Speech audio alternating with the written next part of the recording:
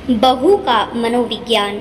जी, नेहा का रिश्ता कानपुर से आया है, आप जरा छानबीन कर लोगी क्या? निशा ने अपनी ननद से पूछा। अरे इसमें पूछने की क्या बात है, अपनी लाडो के लिए तो खुश उसकी बुआ हमेशा तैयार है। कल ही सब पता करके बताती हूँ, रेखा ने जवाब दिया। अगले 2-4 ही दिनों में रेखा लड़के वालों के पूरे खानदान की जन्म पत्री लेकर निशा के घर पहुंच गई। उसने बताया, लड़के की माँ बहुत दबंग और तेज तर्रार किस्म की महिला है। 3 बेटे हैं, सबके सब एक दूजे से बढ़कर श्रवण कुमार मजाल है, जो माँ की मर्जी के बिना सांस भी न ले सके। लड़के के पिता बहुत पहले गुजर चुके हैं, माँ ने ही पाला पोसा है। तीनों बेटे अच्छी नौकरियों में लगे हुए हैं। एक बहन बहुत सर चढ़ी नक चढ़ी है, घर में सबसे ज़्यादा उसी की चलती है। हालांकि उसके पति बड़े सरकारी अफसर हैं, फिर भी अपने ससुराल में कम, मायके में ज़्यादा पड़ी रहती है। बूढ़ी दादी है जो एक तरफ पड़ी दिन काट रही है। पैसे की कमी नहीं, पर रिमोट माताजी का चलता है, मतलब कि एक भी प्लस पॉइंट नहीं। पर हमें क्या लेना, नेहा को कौन उनके साथ रहना है। विशाल तो सरकारी नौकरी में है, वो तो पोस्टिंग पर उसके साथ ही रहेगी। कभी कभार छुट्टियों वुट्टियों में, होली दिवाली में आएगी तो 2-4 दिन तो एडजस्ट कर ही लेगी। अपना घर है, बाकी सब ठीक ठाक ही है, निशा ने रेखा को समझाया। रेखा ने कहा, पर सास उसका क्या, उसे कैसे खुश रखेगी नेहा? अरे एक बार ब्याह हो गया, नेहा विशाल को अपनी मुट्ठी में कर लेगी तो सासू माँ खुद ही ठीक हो जाएगी। वही होगा जब मियाँ बीवी राजी तो क्या करेगा काजी, रेखा के कान में फुसफुसाकर निशा ने कहा। पास बैठी नेहा उन दोनों के वार्तालाप सुनकर अलग ही झंझावात में गुजर रही थी। उसे ससुराल एक हवा सा लग रहा था। वैसे ही दादी बार बार टोकती, ऐसे पहन यहाँ मत जा, जोर से मत बोल वगैरह कहकर जोर देती। ससुराल जाएगी तब पता चलेगा, जब सास चोटी पकड़कर खबर लेगी। दिन रात नेहा का मन अजीब सी उहापोह में रहता। उसे आगे की जिंदगी ब्लैक सी लगती। पता नहीं अच्छा हो गया सब कुछ बुरा, ससुराल अच्छा हो गया मायके की जिंदगी। नेहा को जिंदगी एक पहेली की तरह लग रही थी।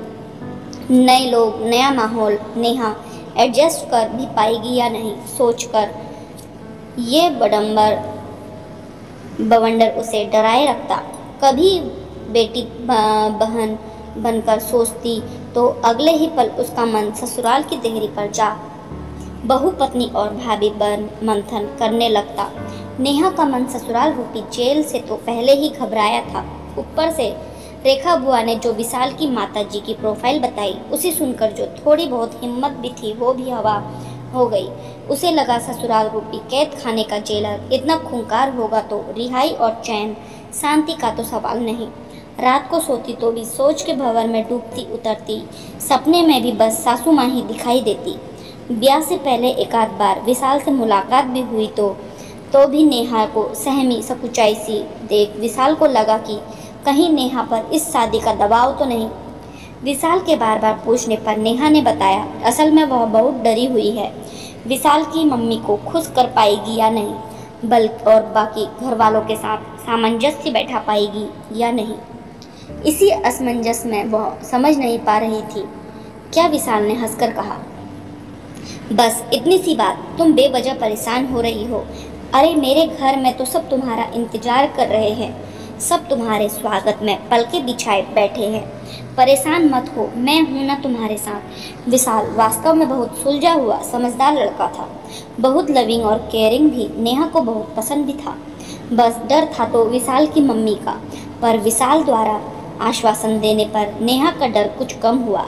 धीरे धीरे ब्याह का दिन भी आ गया। नेहा विशाल की दुल्हन बनकर उनके घर आ गई। ब्याह के पहले ही दिन से उसने देखा विशाल के घर वाले बहुत खुले विचारों के, सबको प्यार और सम्मान देने वाले थे।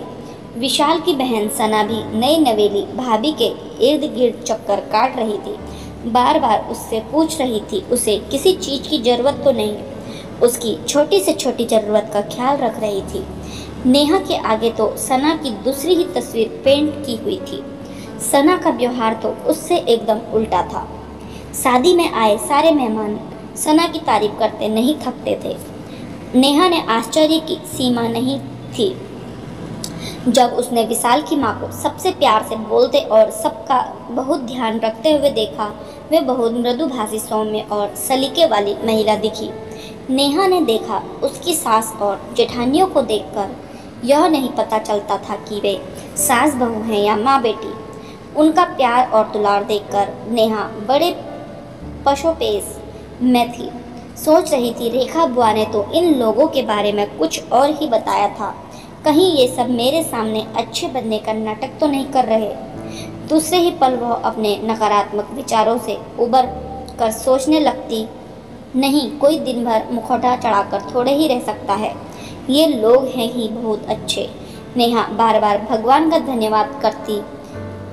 कहीं रेखा बुआ के कहने में आकर मम्मी कहीं पापा से विशाल के रिश्ते के लिए मना करवा देती और बाद में सब के बारे में पता चलता तो कितना पछतावा होता। नेहा ने तय कर लिया, जब वह पग फेरे के लिए अपने माँ पापा के घर जाएगी तो रेखा बुआ से ज़रूर पता करेगी उन्होंने किससे पता करवाया था जिसने विशाल और उसके घर वालों की इतनी बुराई की थी। नेहा ने सोचा, जरूर बुराई करने वाले का कोई अपना स्वार्थ रहा होगा, तभी इतने अच्छे लोगों के बारे में इतना नकारात्मक बयान दिया। उधर नेहा के घर वाले विशाल की माँ की तरफ से बहुत डरे हुए और चिंतित थे। यह सोचकर कि नेहा कैसे उनको झेलेगी, पर उनके आश्चर्य का ठिकाना न रहा जब नेहा ने वापस आकर विशाल और उसके परिवार की तारीफ के कसीदे पढ़े। नेहा के बताने पर निशा ने देखा, रेखा बुआ से कहा कि वे कानपुर में सच्चाई का पता करें। रेखा ने पता किया कि जिस सहेली को उसने विशाल के परिवार का पता करने को कहा था वो दरअसल विशाल की पड़ोसन की बहन थी। पड़ोसन अपनी बेटी निधि का रिश्ता विशाल से करना चाहती थी क्योंकि शुरू से ही घर परिवार उनका देखा भाला था। वे सबको बहुत करीब से जानती थी। उनकी बेटी को ऐसा घर वर मिल जाए तो बेटी की किस्मत ही खुल जाए। पड़ोस में रहने की वजह से निधि की आदतें और लक्षण सबको पता थे, इसलिए विशाल के घर वाले निधि को बिल्कुल भी पसंद नहीं करते थे। इसी से रेखा की सहेली ने विशाल और उसके परिवार की जमकर बुराई कर दी ताकि वजह विशाल को कोई अच्छी लड़की न मिले तो शायद उसकी बहन की बेटी का ब्याह विशाल के साथ हो जाए। नेहा के माँ बाप अगर रेखा की सहेली की बातों में आकर नेहा का रिश्ता विशाल से न कर देते और बाद में उनकी अच्छाइयाँ पता चलती तो उन्हें जिंदगी भर इतना अच्छा रिश्ता हाथ से निकल जाने का मलाल रहता। अक्सर शादी ब्याह के मामले में ऐसी बातें देखने सुनने को मिलती हैं कि बेहतर होता है सही तरीके से सही व्यक्ति से छानबीन करना और सुनी सुनाई बातों पर विश्वास न करना। जिंदगी में ऐसे हादसों से दो चार होना ही पड़ता है। ये तो उस पहेली की तरह है, किसी ने विवेक से सुलझा लिया, किसी ने कान का कच्चा होकर गवा दिया। आपको कहानी कैसे लगी कमेंट बॉक्स में कमेंट करके ज़रूर बताएं और हमारे चैनल पर नए हैं तो हमारे चैनल को लाइक शेयर सब्सक्राइब करना ना भूलें। धन्यवाद।